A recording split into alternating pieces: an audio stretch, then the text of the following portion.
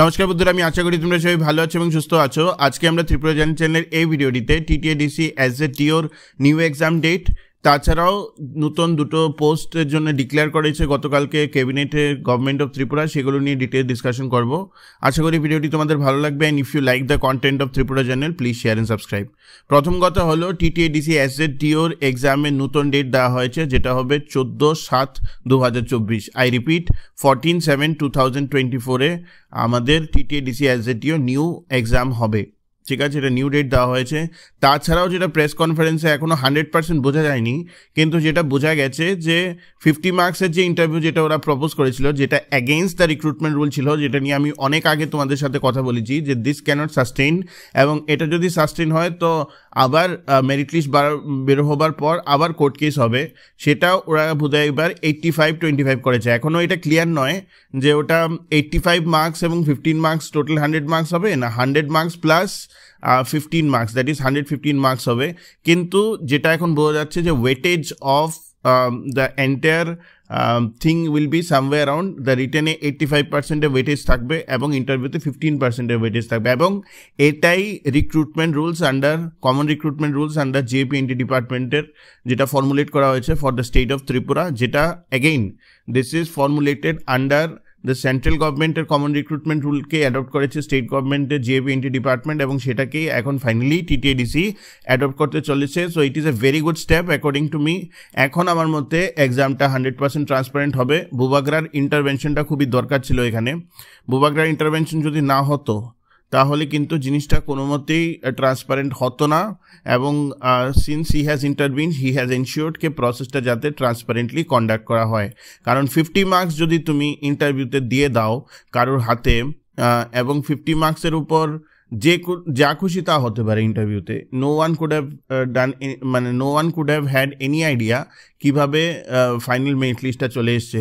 এখন যেটা হবে, ওয়েটেজ যখন 85% হবে রিটেনের উপর, তো তোমরা যদি রিটেনটা ভালো করে দাও তাহলে you have a very good chance of coming in the merit list. কিউকে কমালেও কত কমাবে, 15 মার্কসের মধ্যে খুব একটা কমাতে পারবে না।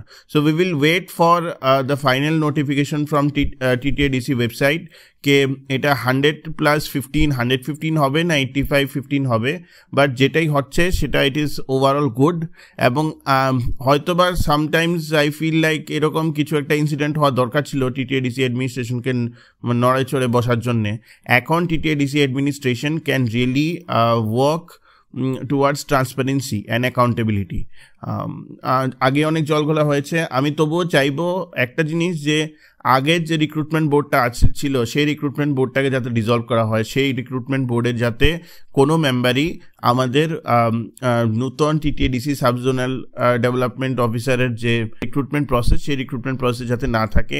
আমি এটাও চাইবো যে অ্যাকাউন্টেবিলিটি যে এই দুর্নীতির সাথে জড়িত ছিল, ওরা সবাইকে যাতে হার্ডকোর পানিশমেন্ট দেওয়া হয়, because it is playing with the life of experience. এবং এখানে আমি তোমাদেরকে বলি, আমি ডিফারেন্ট গ্রুপসে একটা জিনিস দেখি যে সবাই তোমরা বলো U R SC ST etcetera etcetera etcetera.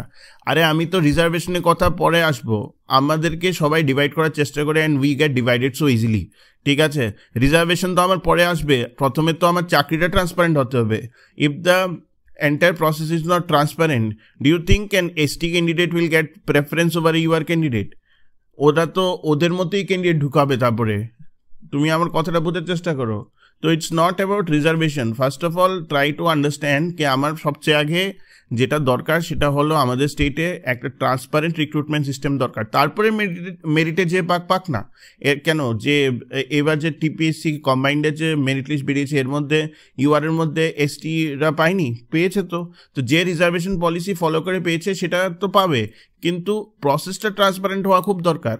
অনেকে আমি দেখি সেই জিনিসটা নিয়ে কোয়েশ্চেন মার্ক করে না। তো সেটা হলো point number 1 about TTADC SJTO. Preparation শুরু করো, আমরা আবার ভিডিও শুরু করছি খুবই সুন, 14/7/2024। আগে যতগুলো ভিডিও দিয়েছি, আমি আবার বলবো, আগে যতগুলো ভিডিও দিয়েছি প্রত্যেকটা ভিডিও কিন্তু এখন ভালো করে দেখে নিও, এবং আমরা খুব তাড়াতাড়ি একটা ফ্রি মক যেটার আমরা আনভেল করব, একটা ডেট আনভেল করব বিফোর দ্য এক্সাম। তোমরা সবাই যেটা টেলিগ্রাম চ্যানেলে বসে দিতে পারো। It will be given across all the platforms of Telegram, Facebook, Instagram, সবখানে এটা দেওয়া হবে লিঙ্কটা, ঠিক আছে? তো ভালোভাবে প্রিপারেশন করো, অনেকগুলো পোস্ট আছে, তোমরা যাতে সবাই, যাদের মেরিট আছে তোমরা যাতে সবাই পাও, প্রথম কথা। Now let's come to very surprising thing, surprising thing, যদিও আমি তো কাউন্সিল অফ মিনিস্টার্সকে কোনো কোয়েশ্চেন করতে পারি না, and they are not responsible for this, they are the execution body.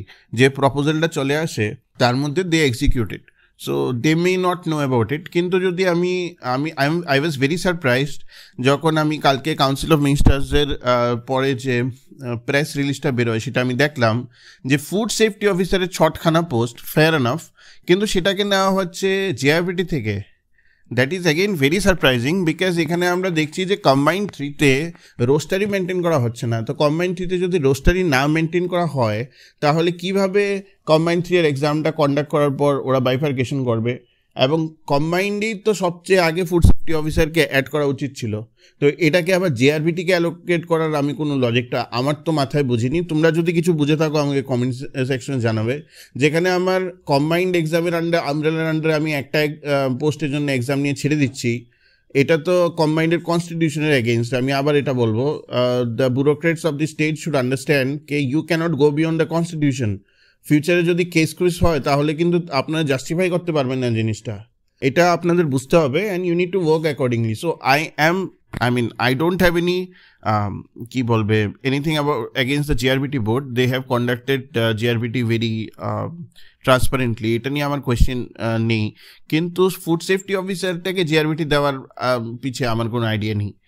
As far age sub officer, যেটা তোমরা টিপিএসসি বলছে যে নেবে, আমি তোমাদেরকে এটা আজকেই বলে দিলাম যে সাব অফিসারের জন্য যতটুকু আমার ধারণা হলো কোয়ালিফিকেশনটা ডিজায়ারেবল না, কোয়ালিফিকেশনটা essential, because this a technical post. একটা সার্টিফিকেট লাগে of fire management or fire services from a recognised institute.